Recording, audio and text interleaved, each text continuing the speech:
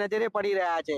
આ જે સ્થિતિ છે તે બતાવે છે કે આગામી દિવસોમાં બ્રિજની હાલત વધારે ખરાબ થઈ શકે છે। જોઈ શકાય છે આ જે જોઈન્ટ છે તે જોઈન્ટમાં પણ જે સળિયા છે તે અત્યારે કેટલાક ઠેકાણે જોવા મળી રહ્યા છે। કેમેરામેનને વિનંતી કરીશ।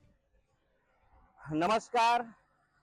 વિડીયોના માધ્યમથી જાહેર જનતાને આપણે દેખાડવા માંગીએ છીએ કે જ્યારે જ્યારે વરસાદ પડે છે ને ત્યારે ત્યારે તંત્રની જે